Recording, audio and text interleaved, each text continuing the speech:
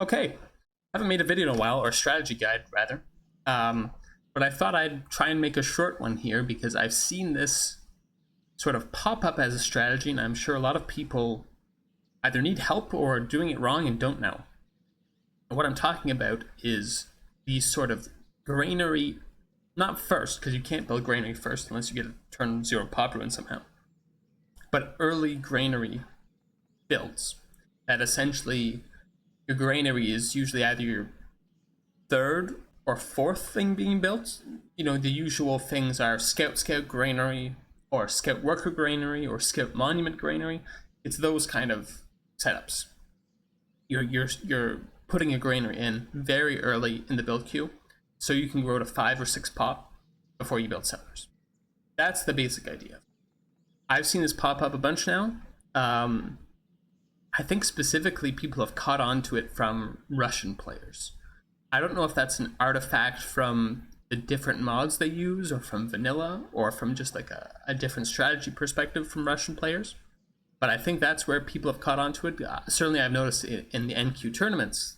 It's the Russian players who are doing these granary builds. As their primary strategy often. The first thing I would say, particularly to beginners, people who are struggling with their sim, who are looking to improve, don't do this. As a general rule, don't build granaries before settlers. The downsides to it are, I think, fairly self-explanatory. You get your first settlers out later.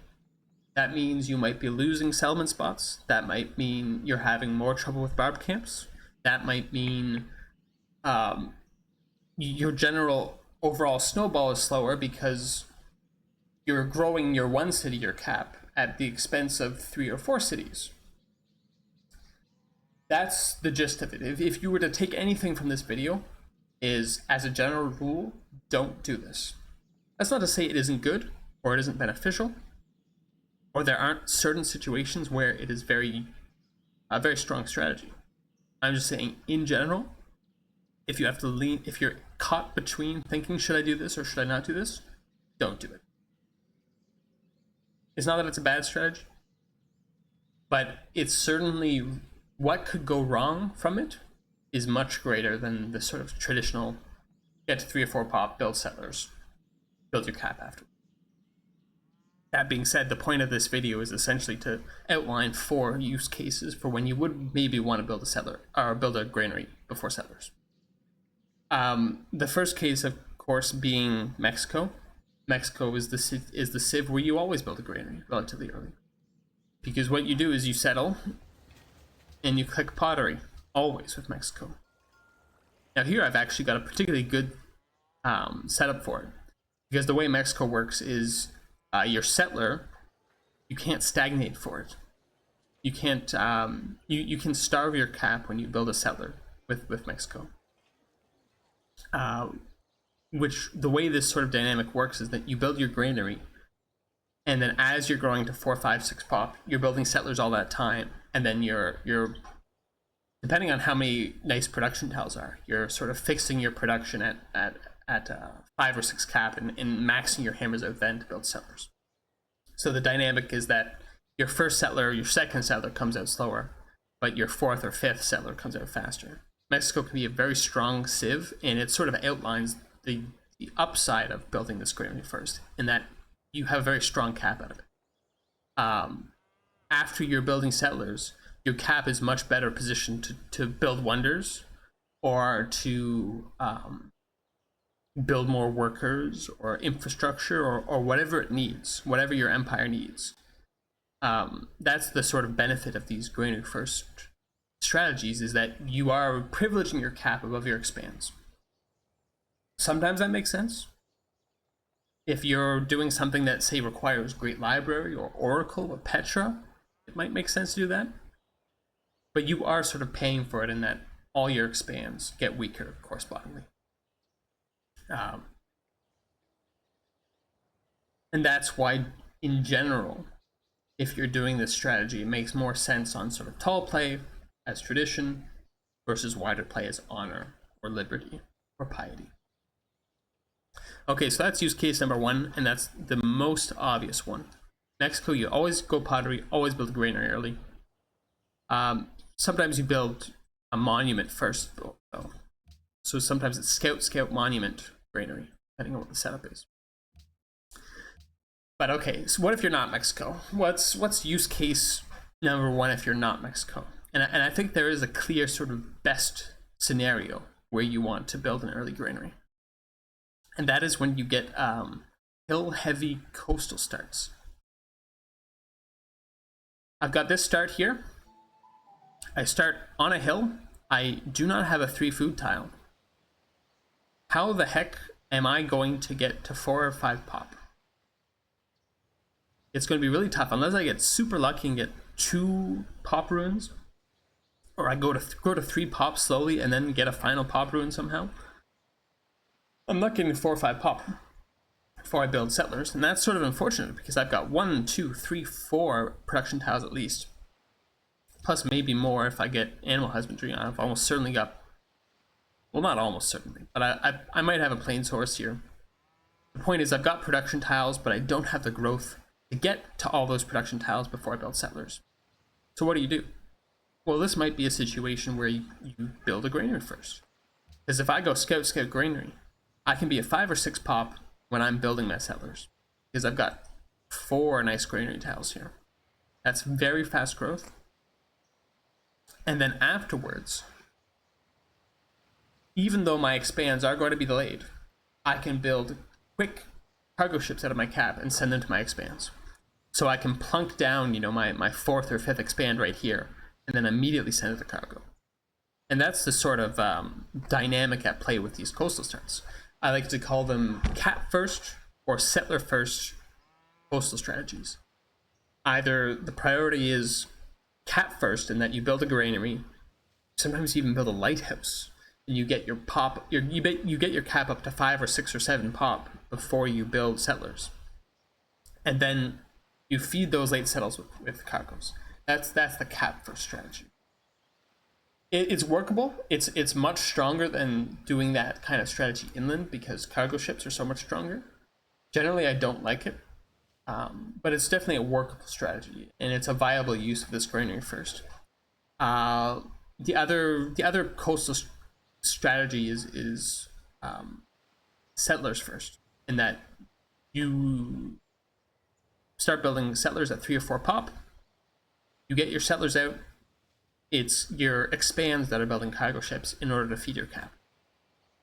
That's the two sort of main main coastal strategies. Is that either you're focusing on growing your cap and then cargoing your expands, or you're focusing on getting settlers out and cargoing your cap. The sort of main downside to doing these granary first strats or granary early strats is that to a certain extent you are locking out some of your flexibility, in the sense that if I go scout granary here, I'm more or less committed to tradition. With liberty, you want a monument early. With honor, you want a monument early. With coastal piety, you really do want a monument early. It can be very, very painful to not have that as coastal piety. So that pretty much limits you to tradition, or limits you to some kind of tall play if you want to go granary. Now in this case, this is a great tradition cap. I'm on a river. I could grow this cap huge, and I've got millions of tiles to work. Great tradition cap. So I would feel totally fine doing granary first here. But in other situations, it might not be so obvious. One more trick to show before I move on to the next case. If I went scout here, you can see I'm 2 hammers away from building a scout. So when I grow next turn on production focus, I grow into hill, this scout comes out, and I'm still not at pottery. So what players do is, to facilitate the strat, they turn on food focus. The scout doesn't come out. They go back on production focus. And then next turn, they're able to go into the granary with max overflow, because they were 1 hammer away from finishing the scout. This gets your granary up. Turn 11, you're going to get to 5 or 6 pop when you're building those settlers. Again, though, this sort of hints at some of the weaknesses of this as a strat, in that even in this situation, what is the optimal sort of situation for, I think, for these granary starts, is that you do have to give up production immediately to do it. But I think this is pretty much the ideal use case. You've got a coastal cap, lots of granary tiles, lots of hills to work settlers with. Grow to 5 or 6 pop, hammer out your settlers, you feed your late expands with cargoes. Easily done. Okay, so let's look at another coastal use case. And I rolled a bunch of times trying to find this one because it is slightly less common now that you have more hills on the coast. There used to be situations with coastal starts where very, very frequently you would spawn with very few hills. And the idea would be to build a granary first, because then you can offset settler production with extra food. Because the way the settler production calculation works is it's not purely production.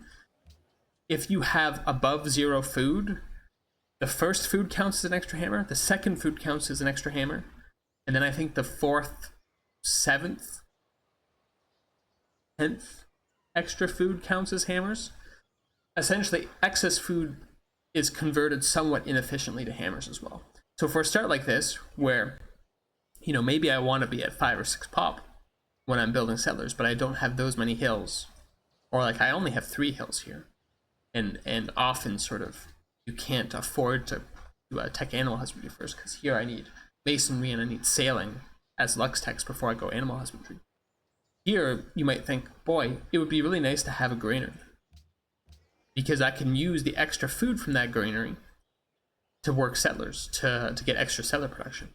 And then once that's out, my cap is strong. It can go into Great Lighthouse. It can go into Colossus. It can go into maybe Oracle.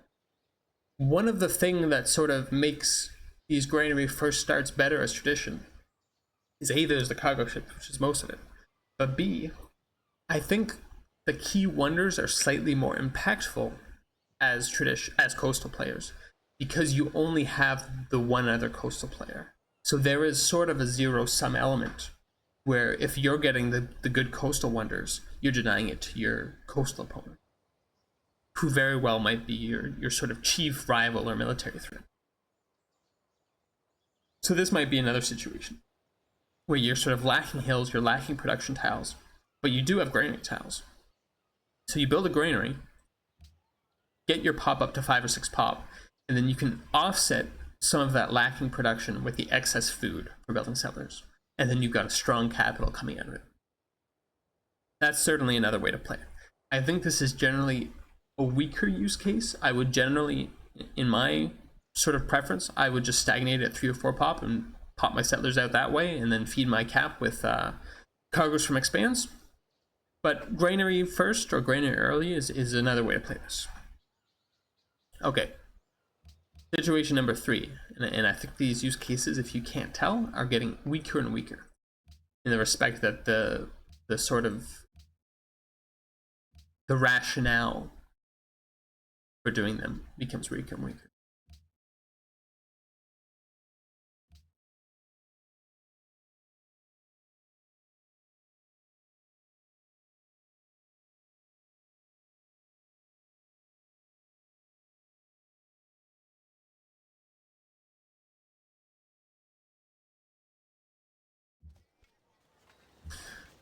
So there are some civs where, for some reasons, you might want to delay your initial settles. India is the classic example, because India gets happiness punishment for settling cities, but gets a reward for extra pop growth in those cities. Happiness. So on a civ like India, maybe you want to grow your cap to 6 or 7 pop, have lots of hammer tiles working to get the settlers out, because you want, instead of having 1 or 2 luxuries improved when you settle your first city, you can instead get 4 luxuries improved, have all your trades up, and be settling cities without taking a happiness penalty. That's, it's a strategy.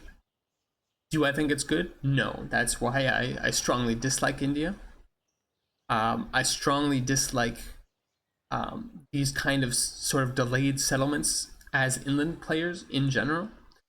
Imagine this were any other civ than India for a second.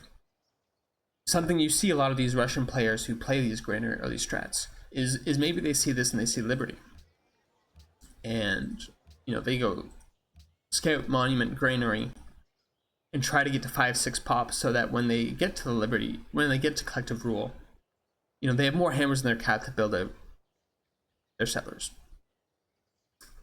Or maybe they want to rush pyramids and they get pyramids before they start settling. I think in general it's just very weak. I think as an inland player, under almost every conceivable circumstance, you just want to get your settlers out. Even if you've got a super production heavy start with little growth and you can only get to 3 pop, just build your settlers. It's not the worst thing in the world to sort of improve your expands at the expense of your cap. Everybody knows that I'm a sort of anti-early wonder guy, in that I think very often the risk and the trade-offs involved in going for early wonders is not worth it, and that it's better to build workers, it's better to build infrastructure, it's better to sort of get things up and going. This applies also to these delayed settler builds. I would rather have 3 cities growing rather than try and get my cap 5 or 6 or 7 pop before I start selling. Again, to beginners, to people who are struggling with the sim, don't get tempted by this. Good players can sometimes know what they're doing and know how to play their way around a start like this, where they're delaying their settlers in favor of growing the cap. Newer beginners or newer players, just don't do it. Sell your cities, get to 3 or 4 pop, build settlers, sell your cities. Don't get tempted to do these sort of unorthodox plays. Don't get tempted by, look how many granary tiles I have. I've got 5 granary tiles here. Think how much I could grow and, maximize my settlers' hammers. Don't do it. You're going to lose settlement spots. You're going to have troubles with barbs. You're going to delay your snowball. Everything's going to be worse. Yeah. Don't play with fire here. In general, I think there are very few legitimate inland use cases for granaries. In that, even the sort of ideal scenario where you can use your granary to grow more than you would and build settlers faster, etc., that would be at best marginally better than just the classic grow to 3 pop, build settlers. And the risks are much greater. So that's what I would say. The general takeaway for better players from this video would be that these granary first strats, they have their place on the coast, but in general you would want to avoid them inland. You can make a strat like that work here on this kind of capital. You've got the hills, you've got the granary tiles, you've got the ability to grow first and then work hammers later. But even on India, it's probably just straight up inferior to building settlers fast. So that's really all I have to say on this subject. It's nice to see people sort of try to innovate, try to bring new strategies to the game, try to rework the sort of dynamics of the early game, because there are sort of strategies you can pull off, and something I've said a lot with respect to the tournament games is that something that the tournament games have proved is that there are a lot of different strategies that can work in NQ if you commit to them. But these granary strats, I don't think they're optimal in most cases, specifically in almost all cases in land. So if you're a new player, I would say really try and focus on learning the basics of the sort of generic build where you build settlers first in your cap before the granary, rather than the other way.